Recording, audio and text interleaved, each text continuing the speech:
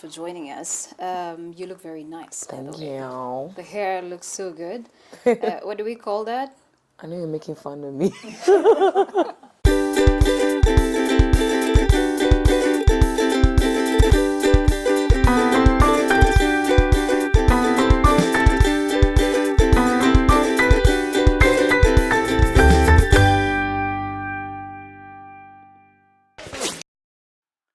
A lazy couch chat with Yemi.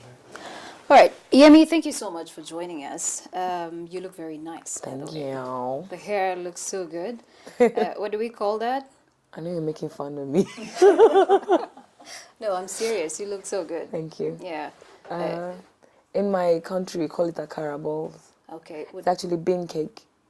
And I like akara, so I just named the hair after it. Yeah. About you, what was it like growing up? Growing up, I was more of the school type, but I had a lot of energy, so I put all that into social activities. I was a ballerina, presenter, an actress. I was everywhere, all over the place, that kind of child. But I still brought good grades back home, so I was allowed to do all that. Okay. Yeah. Was music a part of it? Definitely.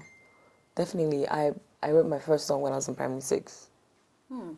Okay. And did you finally record it at some point? I don't think I should record that song. What was it about? I was just unhappy about something. You don't want to know what could make a primary 6 pupil upset. Oh. No, I'm not writing about that. It wasn't a boyfriend? No. Okay. What do I know? That's abomination. All right. Let's talk about you, your family. Are they musical? Is it what inspired you to get into it? Well, I know my mom used to always wake up in the morning and sing a lot of gospel songs. And my dad always used to listen to Sonny Ade. Were they in Igbo? Or? My mom is Igbo, my dad is Yoruba. But I wouldn't say I come from a music family because nobody's an artist there or even knows how to play an instrument. At what point in your life did you decide that, listen, this is my passion and this is what I want to do? It definitely has to be when I won a talent show in 2009. That's when I realized it was time to make a career of this hobby. Okay. A professional one. And so what did you do after that? Did you reach out to a manager? Well, yeah. That was the first step because I'm very conservative. I like to stay in my own space and not go out. But then I had to step out of myself and find a manager. It wasn't, it isn't my current management that I started off with, but I had to look for a manager and that's what I did. All right. And so you took your career to the next level. But you have a degree in geography. Yep. Why, of all things, did you think geography was it? Geography is that subject or course I don't have to read for to pass. It just comes to me almost naturally because I'm quite inquisitive. I ask questions for days. Yeah, so geography was that course I could just study in university without... Not like it was that easy though, but it was very easy-ish. Has it helped you in any way whatsoever? Now that I travel a lot... I get to see the practical side of what they've been teaching us. Even when they describe to us the stratas of clouds and all that, now I'm always in the sky. I get to look and try to observe and try to practicalize. So you did the hit song Johnny, and it broke the internet across Africa, well, at least for some countries that I know of. Uganda, Kenya, Tanzania, South Africa, Ghana, you name it. But then there's a song that's similar to that song, that is Carol. Yeah. Yeah? Did you do it first? Did they do it first? No, Carol came out way before mine. Yeah. Okay. And so you broke the internet with that song. Would you say that was your big break? Definitely. On a global scale, yes. How much does it mean for you since it broke the internet to today? A lot of work. A lot of work, because when a song goes international, you have to trace the song, you have to catch up with the song, and that's a lot of work, a lot of travel, a lot of money. A lot of money? Yeah. Tell me about the money. The money is what you use to trade. I know, so stop winking at me. All right, how have you remained grounded amid all the money?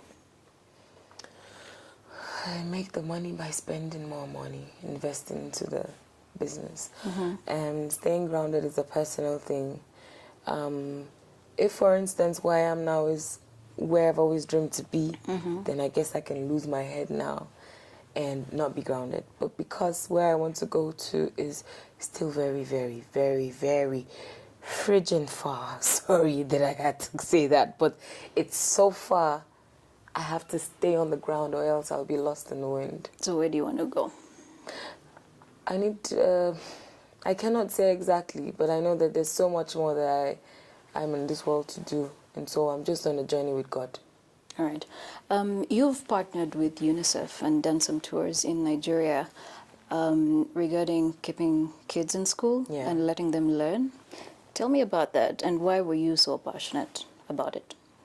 My dad was one who never joked with our education, being that he didn't attend university, but he was able to train his younger brothers and his sister to get the university degree. He never joked with ours. And over time, I also realized that in as much as the things they teach us in school aren't exactly what we apply in reality, they prepare us for the four walls of the world.